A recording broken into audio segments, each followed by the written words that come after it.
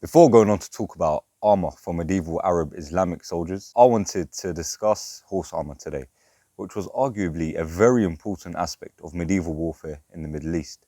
So let's see what horse armour was like. Welcome to the Golden Middle Age.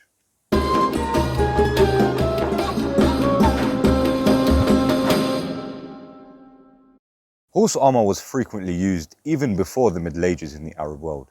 It was an important aspect of warfare, and going back into the 8th century, before the Middle Ages, Arab armies adopted armour for their cavalry, but it wasn't exactly steel plates of armour for the horses during that time. Rather, it was something called tishfaf, and tishfaf was more likely to be soft armour or coverings for the horse made out of cloth. Even if it wasn't hard armour, the idea of covering a horse was still there. On a side note, by the way, trying to research and discover medieval Arab and Islamic armour can be a bit difficult. And this is because representations from drawing or pictures and archaeological records are not that available or reliable.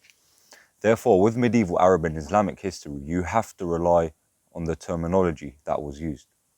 And the terminology does indicate that horse armour and horse coverings were common in the medieval Islamic world. And it was actually more frequently used than in medieval Europe. So it started off with, let's call it soft armour for now, but some cases can be made for the use of some sort of lamella or gilded armour on horses, which gave them more of a solid protection, rather than soft coverings, which I assume were for decorative purposes than actual protection. But as Arab armies started to advance in the early Middle Ages, more references to this horse covering or tishfaf started to become available. This long horse armour and saddle cloth can be seen from the early 10th century and onwards. It wasn't just used in a specific part of the Arab world, but also it was similar within the Byzantine Empire. And some sources say that there was similarities with the early medieval Islamic soldiers and the Byzantine soldiers when it came to horse armour. And I find this quite interesting because it shows that despite your allegiance and the side you are fighting for, if some sort of armour was common and effective, it would be used by both sides, no matter what their personal beliefs are or how much they hated each other and wanted to kill each other. And this makes me wonder how they must have adapted their horse armour in order to distinguish or be able to tell the difference between your enemy and your comrade on the battlefield. In fact, there were sources which described something as tishfaf min maraya. This translates to the soft horse armour made from mirrors. Now, what this could potentially mean is that there was tishfaf armour on horses which had some sort of reflection. And this indicates to some sort of lamella armour made from maybe some sort of steel. But the thing is, this was described for the general or leader of an army of ghulams rather than your average infantry soldier. So the fact that they described it as maraya, which means mirror, shows that it was shiny and potentially could have been steel or some sort of actual protection for the horse. But horse armour started to become more available for larger armies, allowing thousands of horses to be armed. It was a general progression of trial and error for the medieval Arab armies. And this could be said about the Fatimids, an early medieval Arab empire, which emerged from Egypt. The Fatimids implemented horse armour, and by the 11th century, it can be said that they could field thousands of horses with armour. And this armour would be mail or lamella coats, which seemed to be a consistent theme.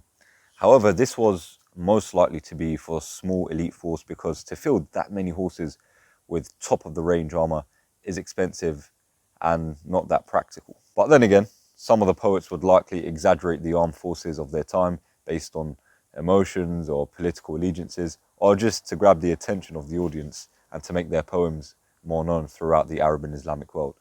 So from the early medieval period, there was an advancement of horse armour in tishfaf or cloth covering, and the horses then started to use mail and lamella armour put together. But progressing even more into the Middle Ages, archaeological evidence does become even more rare. Some evidence points to some sort of leather chamfron being used for the horse, and even some sort of scale armour. Now, the chamfron would be the armour which would cover the horse's face, and the scale armour is actually quite interesting because scale armour wasn't that common throughout history, no matter what era you're looking at, and it wasn't used that much. It would be very hard to find evidence of scale armour being used frequently, especially for medieval soldiers, But it seems likely in the 12th century scale armour could have been probably used for horses. But would scale armour have been as effective as lamellar armour on horses? Most likely no. So why was scale armour used in that period? The truth is, I don't know. There must have been some underlying reason for this. Maybe in this instance it was more practical or more effective to use than lamellar armour. It could have been more visually appealing as well, which brings us onto the subject of the tishfaf we spoke about in the beginning, the soft armour. Now, just because horse armour became more advanced, it didn't mean that horse coverings or tishfaf stopped being used. In fact, in Arabia, it was a symbol of status. This is known as the Arabic gashi, which is a large saddle cloth or some sort of textile placed over the saddle in the late 12th and 13th century in southern Arabia. It could have been introduced by the Ayyubids, or some argue that it was an old Yemeni tradition. So as you can see, there was a lot of different types of horse armour and horse coverings which symbolise status and also shows the advancement of the Arab armies in the medieval times. However, it must have been used to a minimal extent because firstly of the climate of the Mediterranean meant that you wouldn't want to overarm yourself or the horse. Secondly, too much armour would add more weight for the horse, and this wouldn't have been the ideal situation to be in because Arab and Islamic armies did prefer speed and mobility. But in general, the most common sort of armour we can see being used in the medieval Arab and Islamic world was lamellar or lamellar armour. Whether it was leather or made from actual metal plates for the higher generals or higher class people, it was probably the most common type, especially for battles. And then going into the 14th century, in the Iran region, or Persia, they used plates and chainmail for their horses. Tishfaf was also continuously used throughout the Middle Ages and eventually became a sign of status, as we discussed earlier. So, in our next video, we will talk about what an actual soldier would have worn going off to battle.